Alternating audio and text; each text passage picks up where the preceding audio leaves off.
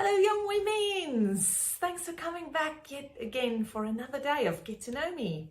This is me, Chamonix, and I am bringing to you a whole month of who am I? What do I like? What do I do? Because I've had so many questions of people wanting to just get to know me a little bit better, and so I decided which better way than bringing me live to your device for every day in April. We're almost there, we're almost through April, but hang in, still a few more days to go. And so today is the 19th Monday of April, 19th of April on Monday. And I'm going to tell you today about what do I love the most about my work. Interesting question though.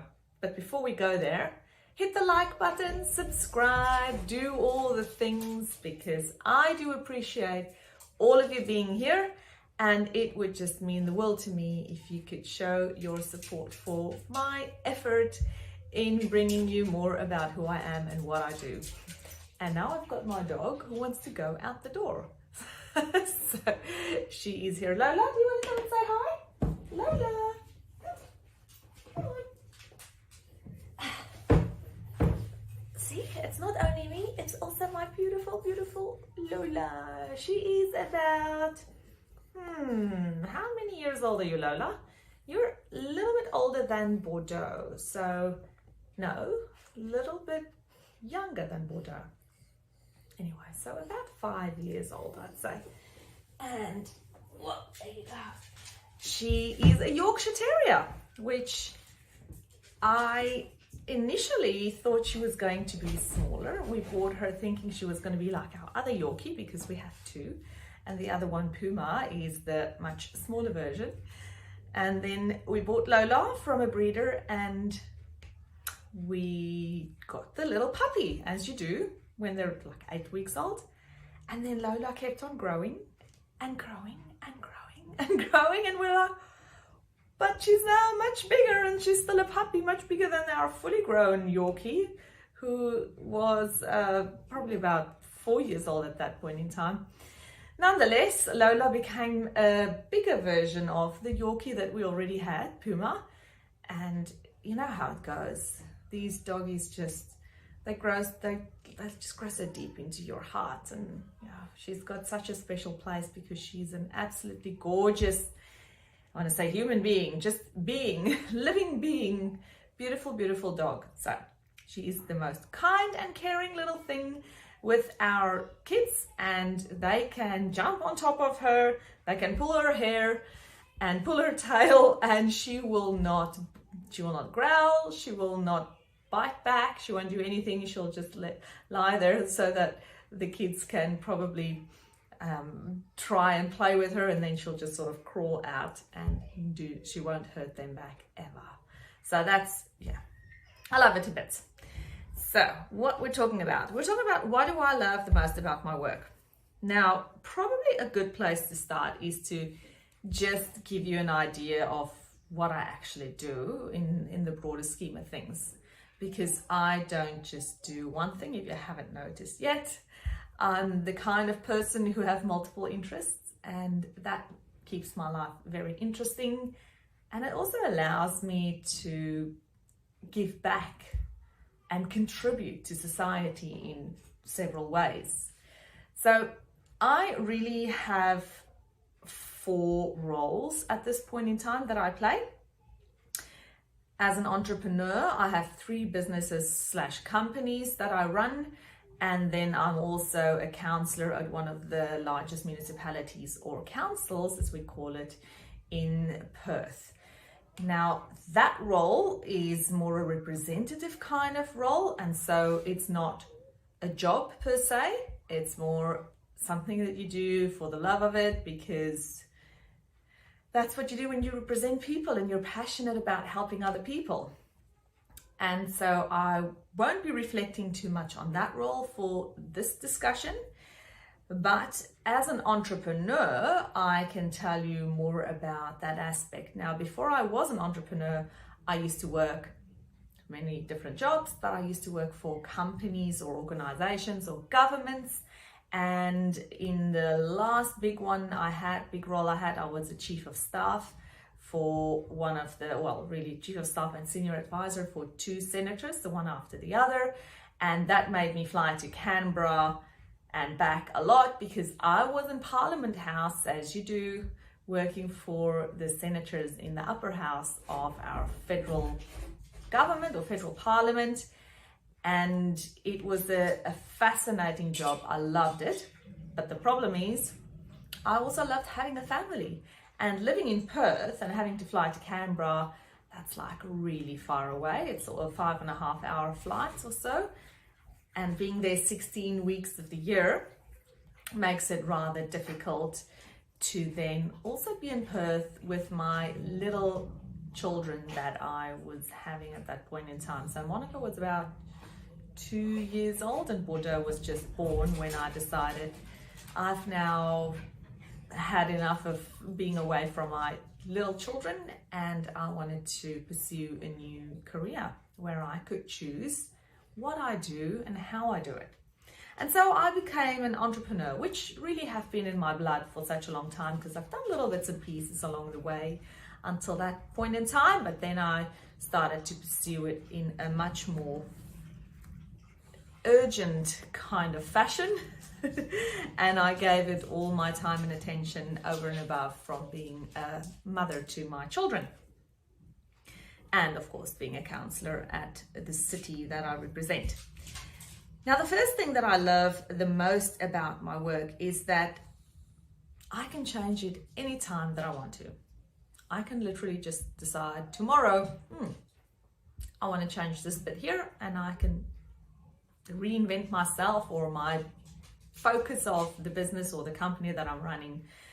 And I do enjoy that because times change and things change and interests change and passions move a little bit from the one to the other sometimes. Sometimes they just more specialize into a specific direction of the passion that you might have. Or then, life happens and you learn about other things and you might pursue a passion that's to this side of what you were doing originally. So I love the fact that I can change anytime I want. The second thing that I really love about being an entrepreneur and being my own boss as opposed to working for somebody else, because that's essentially what it is as an entrepreneur, is the fact that I can choose my own team. I'm very particular about the people who I choose to work with. I have a very high standard of expectation of my staff and of my team. And while I was working for somebody else, of course, as you would imagine, you don't have the say in who your colleagues or your boss or anybody else in your team is. You have to just work with who you are given. And being an entrepreneur and being a boss of my own businesses or companies, I can actually determine who I let onto my team. And that's 100% something that I choose and I decide based on a number of things. Usually the way I choose my staff is when I have interviews, as you do once you've advertised a role, is that I have different categories in which I then score them once they've applied. And at the end, I tally all those scores together, and the person with the biggest score I tend to then obviously make an offer of employment for, and the rest up to them whether they decide to take on that offer or not. But I am really pleased with the people that I have employed to date, and I also quite use a bit of my intuition when I employ people, and it works a treat for me. So I have these scores, skill set, experience, how they match the position, all of those things. And then it's also something for me, there's a lot of feeling involved as well. And I do use that because it determines on how well I believe the person would fit into the culture of the organization that I am employing them into. Then the third thing that I enjoy of being my own boss and that I love the most about my work is the fact that for most part of my businesses, they are time and location independent, which means I can schedule my work life around my family and my priorities and the things in life that I find that are the most important for myself. So being here, I've had to bring these videos to you live in April. As you can imagine, I needed to have a lot of ducks in a row to make sure that these things work. And so I could choose which time of the day I bring these broadcasts to you. I could also choose where I wanted to be while I was doing these broadcasts, making these videos for you. So being time and location independent is extremely important. I often go to my children's work things. Oh dear me. No, my children do not work yet, but one day they will. So again, this would be really handy because I can choose if I want to go and support them at their jobs or anywhere else. At this point in time, they go to daycare and they go to school, and we've just had the April school holidays, which meant that I could actually take a lot of my time and spend it with my children, whom I have been looking after during the school holidays and working as a mum. So it's tricky often because trying to align the sun, the moon and the stars with a job or a business and a family as a mum, and making sure everything still runs and everybody is fed and the clothes are ironed, washed, and all the little bodies cleaned every day, and even more important that their emotional needs are fulfilled. Lots of cuddles, because we're big on cuddles in this family. It just means that I could do all of that, and I can still do all of that because my role, my job is time and location independent, and I make it work around my needs and my family's needs. The fourth thing that I really like about being an entrepreneur and doing what I'm doing right at this point in time is the fact that I'm usually a first mover, personality wise, but also just experience, I guess, in a way has also brought me to this point where I'm very comfortable most of the times in being the first person to do something, as you would know from the term being a first mover. Now, if you've studied any business related things, you would totally know what I mean with this. But even back in the day, what does it bring us to? 20 odd years, 25 years, longer, 30 years. Oh, it's scary to think about it that way, because I am not shy to say I am 42 at this point in time, soon to be 40, well, not soon. Later in this year, in October, it's my birthday when I will turn 43. So it's been a while since I've been at school. And even while I was at school, I always tended to be that kind of child or kid who would do things that other kids wouldn't necessarily do first. So I was most of the time the person who would be wearing a certain kind of fashion first. And yes, I tended to be quite following fashions back then. Now I don't follow any fashions. I follow my own interests and things I like wearing, and if I think it's pretty, I'll wear it. I'm most definitely not the kind of person who opens the catalog and determine my wardrobe by whatever is the newest flavor of the month for wardrobes and for clothes. So I wear what I want to wear now because I like it. But back then I used to be the fashion kind of girl, and I would literally be the first, even then really, when I'd see something I liked, I'd start wearing it and nobody else would be wearing it. And then a matter of time, really, people actually started wearing very similar kind of things. So I've always been the person who just, try and do things even before the masses have started doing it. So I've got a first mover mentality, and it means that you do take some risks. Of course, there are risks involved with it.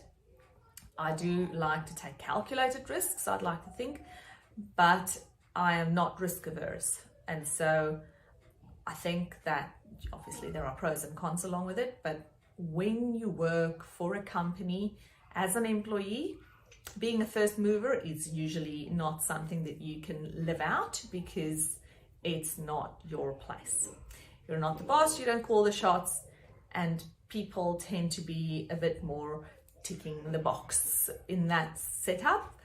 But if you have your own company, you can decide to try new things. And that, my dearest friend, makes me really enjoy what I'm doing.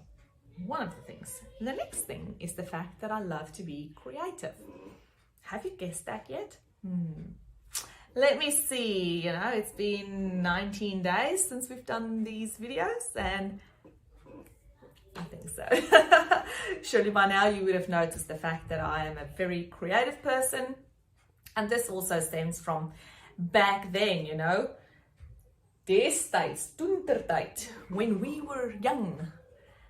Come on, I'm still young. It's not only back then, I'm still young, 42 years young.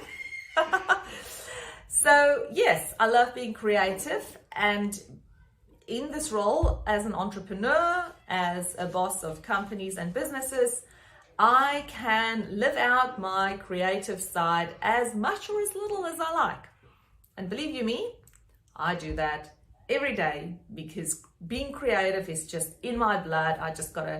I love making things, whether I make things with my hands as in crocheting, and I've said this to you before, crocheting or knitting or painting or putting pictures together to put as a collage on my wall, doing interior decorating, making flower arrangements, working in the garden, to things that are less tangible, let's feel with the hand, but actually see with the eyes, like making videos, editing them, and even making documents and putting together strategies, designing plans, and also building businesses. To me, that's also a very creative process. Yes, there's a lot of skill involved and business steps that you need to take, but it certainly involves looking outside the box, in my view.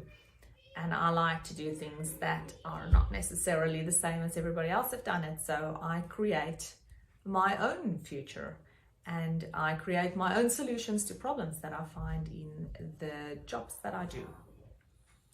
The sixth thing that I love of my job or my role or my work or my companies, in my career, maybe we should just say in my career, is the fact that I'm able to help other people. I know I've said this before, but I love helping people. That's it. As simple as it is, I love helping people. There are so many ways that you can help people, and it brings more meaning to my life if I can feel that I've been able to make somebody else's life better in some shape or form, whether it be through helping them migrate from South Africa to Australia. Maybe it's just by opening the door for an elderly person who's not able to do that themselves, through helping my children. I love to let them learn about life and helping them explore, I guess, navigate their way through life. And also just helping people on a more business kind of level, where I can influence policy, where I can influence strategies, especially in the area that I live in. I'm able to, as a part of a bigger group of people, the council that I'm a part of, we all can sit together and make decisions about the future of everybody living in this area and influence certain things that would make people's lives better. I also like not just making people's lives better, but also making animals' life better and animals' lives better. Oh, I can't help but look at these two beautiful, beautiful creatures here. My Australian mates. Kookaburra, if you don't know them yet, and kangaroo. Of course, the Australians would know that, but I don't have only Australian viewers on my channel. So for those South Africans, you would know what that is. But this is called a kookaburra, and it's a very famous icon in Australia. Anyway, they're beautiful, and I love animals and caring for them and making sure that they live in a life where things are kind and, I want to say fair, maybe not fair, but just letting the animals have the kind of life that one would like to think is cruelty-free and safe and prosperous for them as much as we can. Live in harmony with all those who are on this planet with us, because it's not just the humans on this planet. We've got so many more living beings here with us. The seventh thing that I like about my job and about the work that I do, really it sort of goes hand in hand to some of the other things that I've said before, but I guess it just reinforces it a bit more. So I love to push boundaries. I am not your status quo kind of girl. And I ask a lot of questions, which might be annoying to people who you work with, especially if they're your boss or if they are in a higher hierarchical level in the business or the organization that you work for. And lo and behold, I've always been that kind of person who asks the difficult questions. Whenever somebody else don't feel like they're prepared to stand up and ask it, I'm that person. I'll go, but what about? And why not? And can we? And all those kinds of things that make other people go, oh, I don't know what they'll think of me when I ask these questions, and I think it's important. No, tough luck. That's what it is. I'll ask it because it's important, or I believe it should change, or we can have a discussion. Pushing the boundaries. Always be pushing the boundaries. If we weren't pushing the boundaries 500 years, 5,000, we'll make your pick, however many years ago, ever since people started living on this earth, then we would still be back in that stone age, back then, even further back than just my direction of my finger, long ago. So the human race, God has given us brains so that we can think and that we can make our lives better and that we can develop things and design and be creative. See, again, that creativity coming to the fore. Pushing boundaries, learning, growing. It's all about growing. It's all about pushing boundaries. You're pushing your own boundaries. And so I'm forever learning because I just want to be a better person in every stage or shape or form of my life that I'm able to. I'm always asking myself, how can I be better at my relationships with my friends as a boss to my team? Don't like to use the word boss, to be honest. But as the person who has a team with them, how can I grow my team? How can I make them better? So pushing the boundaries so that everybody around me can grow and I can grow too in whichever way it's possible. I'm always trying to be a better mum. I'm always trying to be more healthy in the way that I live, trying to make sure that I exercise sufficiently, which is not always easy, and everybody have their own challenges in that. But yes, pushing my boundaries and pushing the boundaries around me so that we can all have a better situation than what we're currently in. And yes, please don't tell me status quo. Like, just because we've always been doing something a certain way for yonks doesn't mean we have to keep on doing it. Really? Come on, people. So why did we invent the wheel? Because it's better for us to now have all these other things that we can do with the wheel, like move from one place to another very easily without tiring ourselves too much, the car, that kind of thing. And if we didn't question the status quo, if we didn't push and we didn't invent the wheel, then we wouldn't have been able to do all these other things. So yes, status quo, if there's a good enough reason, of course, we'll stay with it. But if we can ask the question and we can always analyze and reassess if what we're doing is the best thing at that point in time, then go for it. If we can make it better, let's do that. The last thing is probably a bit more of a fun one, I guess, is number 8. And I love my career at this point in time because I can totally decide what I wear. I can decide. If I want to wear a off top, one shoulder open, one shoulder not so open, Bob's your uncle. It's my choice. I can do what I want to do then.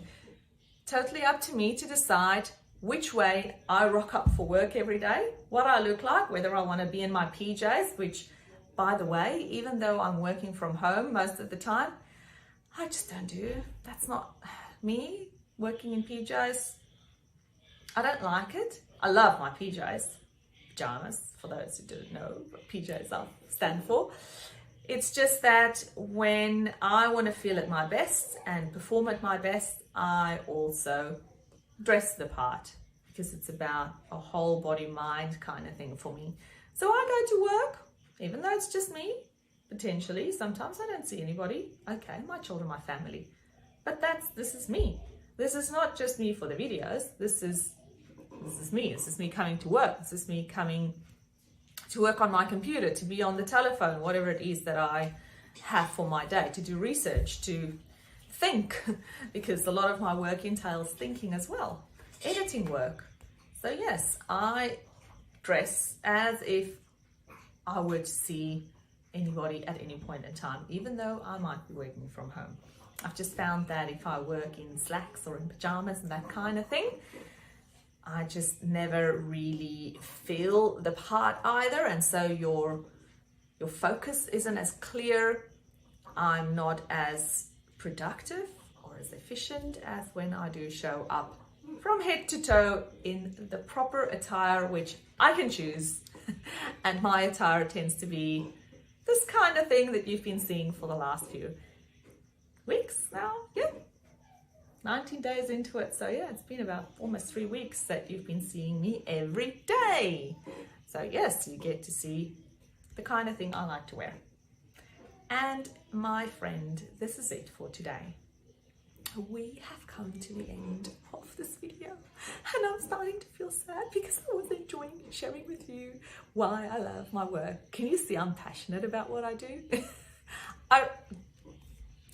Thanks for hanging around, for making it this far, because if you made it this far, listening through all I had to share with you, I do appreciate you. And I would also appreciate if you hit the like, share, or subscribe button and come back for some more of Get to Know Chamonix during April. Hit me up in the comments below and tell me, why do you love your career that you're in at the moment?